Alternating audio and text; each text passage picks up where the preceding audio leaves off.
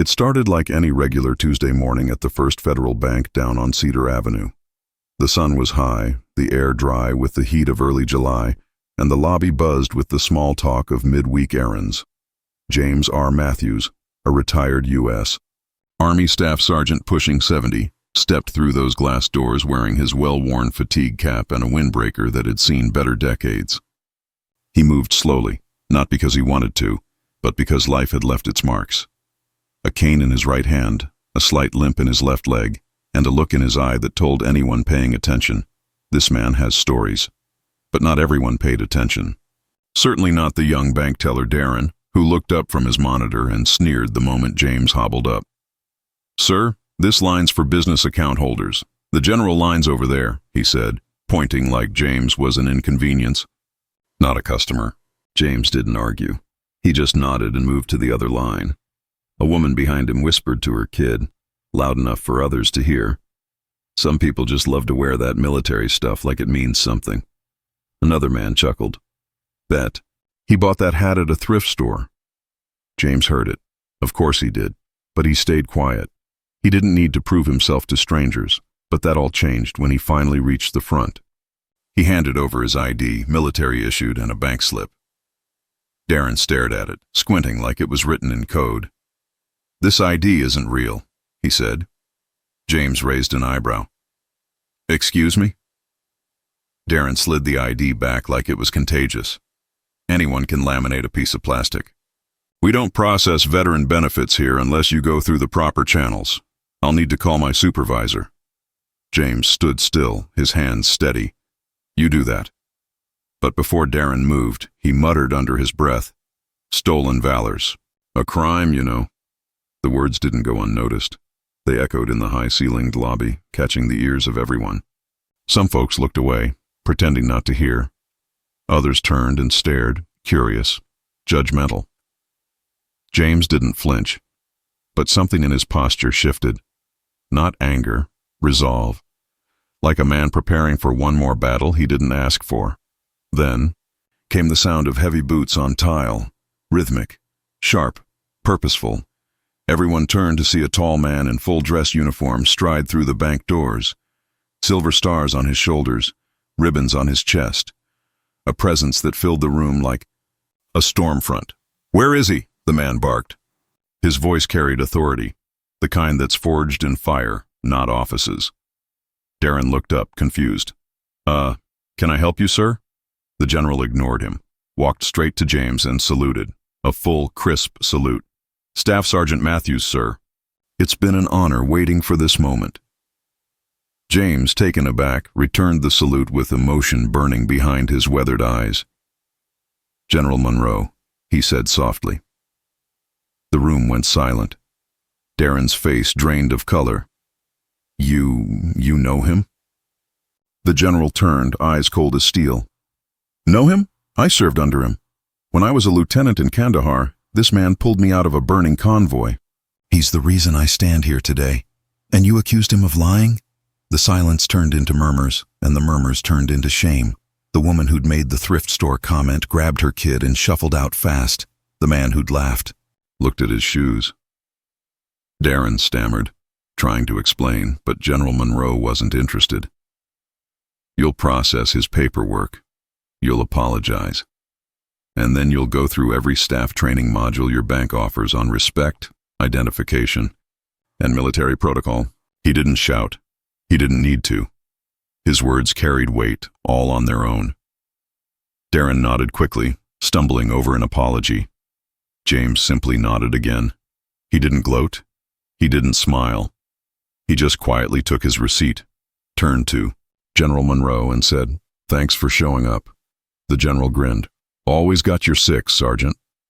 Now if you're ever in a place where someone questions your worth, especially if you've worn the uniform or you've lived a life that doesn't fit someone else's idea of what matters, don't let them shrink you. You don't need to prove your truth to people too blind to see it. But if you've got proof, show it. And if you're ever in a position to stand up for someone being disrespected like that, be the voice, be the presence, because you never know when the old man in line with the cane might be a war hero. or when the quiet figure next to you once held the line so you could live free. And to the ones out there who wear fake medals, who walk around with false claims, they're not veterans, they're thieves. And the difference shows the moment someone with honor steps through the door. It had only been a week since that unforgettable moment at the bank, but word traveled fast in small towns. Everywhere James went, from the grocery store to the park, people gave him nods of respect. Some even stopped him just to say thank you. But James wasn't basking in the attention. He wasn't looking for praise. He was trying to live his life like he always had, with quiet dignity and a focus on the future, not the past. Still, something had shifted. People now looked at him not with suspicion, but with reverence. That would have been enough for most, but not for James. He knew respect was good, but change was better. So he set his sights on something bigger, helping other veterans who didn't have a General Monroe to show up for them. That's how he ended up in front of the city council that next Tuesday. The same cane, the same cap, but this time wearing a crisp button-up shirt with an old campaign ribbon pinned neatly to his collar. The room was packed, mostly with people who now knew who he was, thanks to the viral clip someone recorded at the bank. James waited patiently for his turn, leaning on his cane, rehearsing every word in his head. When the mayor finally called his name, he stood slowly but steadily and approached the podium with the kind of confidence earned through storms weathered, not applause received. "I'm here on behalf of those who can't stand here," he began. The room hushed.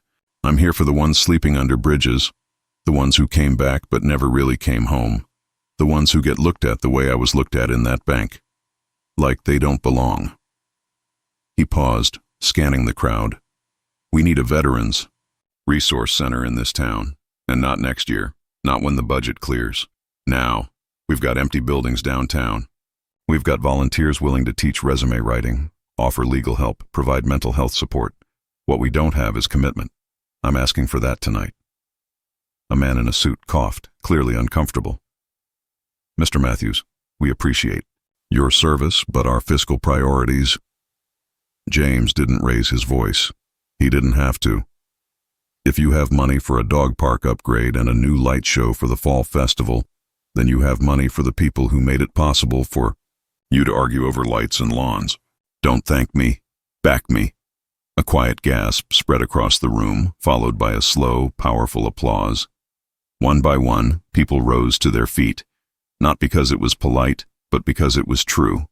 Afterward, a councilwoman approached James, eyes full of guilt and resolve. "I didn't know," she whispered. James just nodded. Most don't, until they do. That night, the council voted unanimously to repurpose a vacant municipal building as the new Veterans Empowerment Center, and they named it after James R. Matthews. But he didn't show up for the ribbon cutting. Instead, he was on the phone helping a young vet find housing in the next county over. That was James. He didn't wait for the world to change. He walked into rooms and changed it, brick by brick, conversation by conversation, fight by fight. And if you're ever doubted, ever mocked, ever pushed aside, remember his story. Speak up. Step forward. Don't wait for someone to show up for you. Be the one who shows up for others, because you never know who's watching. And sometimes, the moment you think you're just surviving, that's the moment someone else starts believing they can too. A week after the center opened, James sat on a worn leather couch inside the front office, listening to the low hum of the fluorescent lights above and the muffled voices of two volunteers helping a veteran with paperwork. The room smelled faintly of coffee and old paper, warm, lived in, real. He wasn't in charge here, not officially, but he was the heart of it. Every vet who walked through that door was greeted with a handshake, a look in the eye, and a reminder that they mattered. But not everyone was pleased about the center. Down at the Chamber of Commerce, a few powerful business owners were murmuring about unwanted attention and property values. And on that particular morning, James knew trouble had arrived when he saw the familiar polished shoes of Councilman Blake step through the glass door. Blake, with his hair too perfect and his smile too sharp, walked in like he owned the place. He glanced around, nose wrinkling as if the walls themselves offended him. "James," he said too loudly, Can we speak privately? James stood, his cane tapping the floor gently. This center's never private, Blake. You want to talk? We talk here. Blake's smile thinned. There's been some concerns about the kind of people gathering here, veterans with criminal records, troubled histories. James didn't flinch. They fought for a country that forgot them. If you're worried about their records, maybe start worrying about the record of the system that left them out to dry. Blake tried to pivot. It's not personal, but the board is reconsidering the funding extension. We're not sure this center aligns with the town's image. James took a slow breath, then leaned closer. You ever sit next to a man screaming in his sleep because he can't? Forget a roadside bomb. You ever try telling that man his trauma doesn't align with a parade-ready town image? Silence stretched like wire. Didn't think so. That night, James went home, poured himself a cup of black coffee, and stared out the window at the fading sunset. He didn't sleep much anymore, not because of nightmares, but because he didn't trust rest when there was still so much left to fix. The next morning, he arrived early at the center, earlier than usual, and found a man asleep on the porch bench. Dirty boots, worn jacket, a backpack clutched like a lifeline. James didn't wake him immediately. He went inside, started a pot of coffee, then stepped back out with a blanket and a quiet voice. Sun's coming up, soldier. Time for chow. The man jolted, then looked at James with eyes that had seen too much and expected even less. This a shelter? He mumbled. James shook his head. This is a home, if you want it to be. Over the next week, the man, Marcus, barely spoke, but he never missed a day. Sat through job training sessions, took part in counseling, even helped repaint the back wall. One day, James caught him staring at an old photo on the wall, a group of soldiers in desert fatigues, squinting into the sun. James nodded toward D. But Iraq, 2007. Marcus's lip twitched. Mosul? James nodded again. Yeah, lost a friend out there. For the first time, Marcus looked him in the eye. Me too. And just like that, something shifted. A thread pulled tight. Two men bound not by pain alone, but by survival. But Councilman Blake wasn't done. He showed up 2 days later with a photographer and a folder thick with what he called documentation of neighborhood decline. He waved papers, pointed at the scuffed sidewalk outside, clicked his tongue at a trash bin that hadn't been emptied. This place isn't being maintained properly, he said, posing for the camera like he was issuing an eviction. James watched, quietly until the flashbulb clicked. Then he walked over, took the camera from the photographer's hand, and aimed it out the front door. You want a real picture? He asked. Take one of that. The lens captured Marcus teaching another vet how to write a resume, captured a young mother, also a former medic, smiling as her toddler scribbled on a donated coloring book. Captured. Life. Progress. Purpose. Blake snatched the camera back and muttered something about, not over yet, as he stormed out. James didn't chase him. He'd learned a long time ago, you don't chase power, you build it. Quietly. Brick by brick.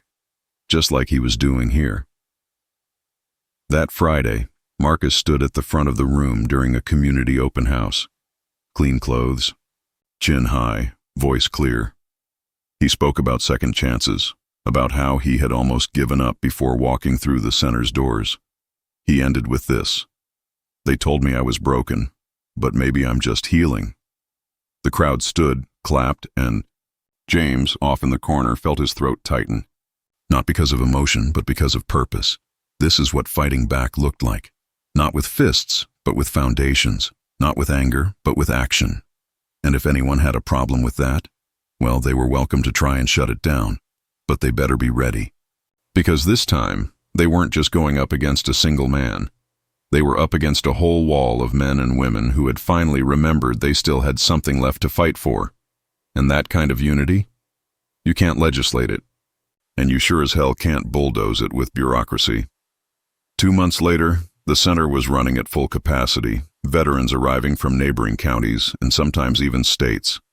Drawn by the rumor of a place where dignity still had a home and no one asked you to prove your worth before offering you a seat at the table. And James, always early, always watching, kept a quiet journal of every story, every struggle, and every step forward taken by men and women who once felt like the world had moved on without them. But not everyone liked the attention the center was drawing, especially a local investor named Caldwell, who had recently bought up several properties downtown with the intent to revitalize the area into a boutique strip for upscale dining and retail. And when he found out that one of his prized properties, a long-neglected brick building adjacent to the center, was zoned for expansion into a veterans' transitional housing unit, he snapped, sending legal threats, pushing for zoning changes, even paying a few media outlets to run smear pieces suggesting the center attracted dangerous elements, hoping to leverage fear and falsehood to shut it down. But James had been underestimated before, and he knew exactly how to respond, not with outrage, but with a spotlight of his own, organizing a community forum right in the park, inviting every neighbor, every small business, and every veteran to speak. And they came, not with signs or chants, but with truth.